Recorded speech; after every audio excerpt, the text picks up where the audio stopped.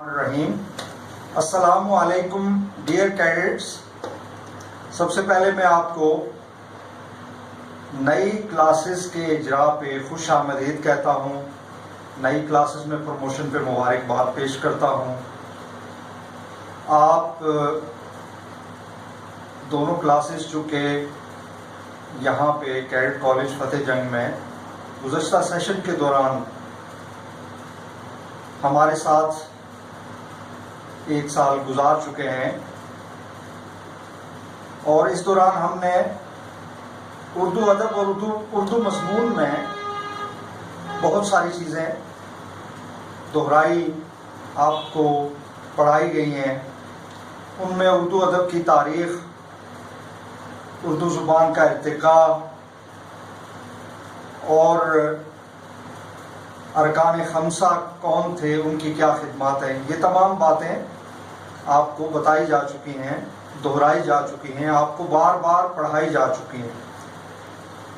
لیکن آج دوبارہ نئی کلاس کے آغاز پہ، نئے سیشن کے آغاز پہ میں یہ ضروری سمجھتا ہوں کہ آپ کو ایک بار پھر ان ضروری باتوں سے، ضروری امور سے متعلق آپ کو دوبارہ یاد دہانی کروائی جائے، دہرائی کروائی جائے.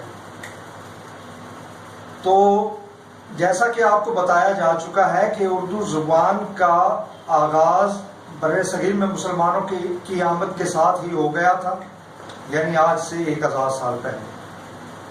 یہ بیرونی زبانوں یعنی عربی، ترکی، فارسی کے مقامی زبانوں، بر صغیر کی مقامی زبانوں کے ساتھ اشتراک سے وجود میں آئی ہے. اور اردو ادب کا باقاعدہ آغاز، یعنی باقاعدہ اردو تحریروں کا آغاز آج سے 400 سال قبل ہوتا ہے. اس میں سب سے اہم اور نمایاں کردار اولیاء کرام، صوفیاء عظام کا ہے. اردو کے پہلے صاحب دیوان شعراء میں حیدرآباد دکن کے قریب ریاست گولکنڈہ کے حکمران قلی قطب شاہ اور حیدرآباد دکن ہی کے شاعر ولی دکنی شامل ہیں. ان کے بہت عرصہ کے بعد میر تقی میر درد ہوئے. ان کے تقریباً 100 سال کے بعد غالب ہوئے.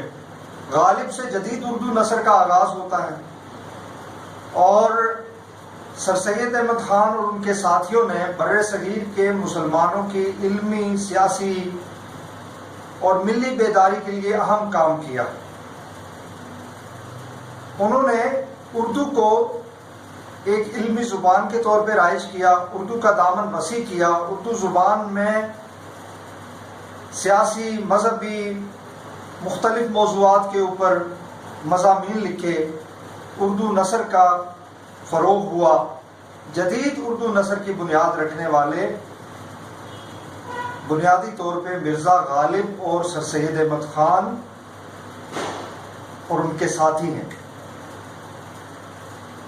انہیں ارکان خمسہ کہا جاتا ہے. ان میں سر سید احمد خان کے علاوہ شبلی نعمانی، خواجہ الطاف حسین حالی، مولانا محمد حسین آزاد اور ڈپٹی نذیر احمد شامل ہیں. آج جو اردو نثر لکھی جا رہی ہے، جو مضامین، افسانے، کہانیاں، جو بھی اردو کے دامن میں اثاثہ ہے، اس کی بنیاد رکھنے والے یہی ارکان خمسہ ہیں. ان کی اہم خدمات ہیں. اردو زبان کی ترقی اور فروغ میں اہم ترین کردار ہے. اس لیے ان کا یاد رکھنا، ان کی تحریریں چونکہ سب سے زیادہ شامل ہیں ہمارے اسباق میں، 9th 10th first year, second year, چاروں کتب میں ارکان خمسہ کے نثری مضامین اور ان کی تحریری کاوشیں شامل ہیں، تاکہ آپ کو پتہ چل سکے کہ اردو زبان اور نثر کی کیا تاریخ ہے. اسی طرح ہماری شاعری میں بہت نامی گرامی نام گزرے. میر تقی میر درد غالب کے بعد علامہ اقبال کا نام سب سے بلند ہے زمانی ترتیب کے اعتبار سے، لیکن اقبال ایک آفاقی شاعر ہیں اور ان کا پیغام تمام انسانیت کے لیے ہے. اردو زبان و ادب کا دامن ان بڑی شخصیات سے پر ہے. بہت بڑے بڑے مشاہیر ہمارے یہاں پیدا ہوئے، بڑے بڑے شعراء پیدا ہوئے، اور انہوں نے اس زبان کی ترقی میں اہم کردار ادا کیا. نہ صرف زبان کی ترقی میں بلکہ قوم کی بیداری، جو کہ 1000 سالہ اقتدار کے بعد مسلمان زوال کا شکار ہو چکے تھے، انگریزوں کے غلام ہو چکے تھے، انگریزوں کی غلامی سے آزادی اور مسلمانوں کی اجتماعی بیداری اور ترقی کے لیے ان لوگوں نے انتھک کام کیا. اسی طرح اردو حمد اور نعت یہ بھی گزشتہ 400 سال سے لکھی جا رہی ہیں اور بہت بھرپور طریقے سے لکھی جا رہی ہیں. آپ کے کورس میں چونکہ حمد اور نعت دونوں شامل کی گئی ہیں، تقریباً ہر کتاب کا، ہر سیشن کا آغاز حمد اور نعت سے ہو رہا ہے.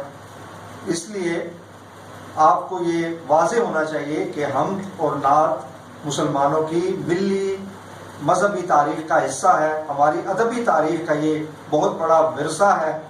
اور تمام مسلمان شعراء چاہے وہ کسی بھی زبان کے ہوں، انہوں نے حمد اور نعت لکھی اور بہت کثیر مواد اس پہ موجود ہے. اسی طرح اردو زبان کا دامن بھی حمد اور نعت سے بھرا ہوا ہے. تو یہ مختصر تعارف تھا جو کہ میں آپ تک پہنچانا چاہتا تھا.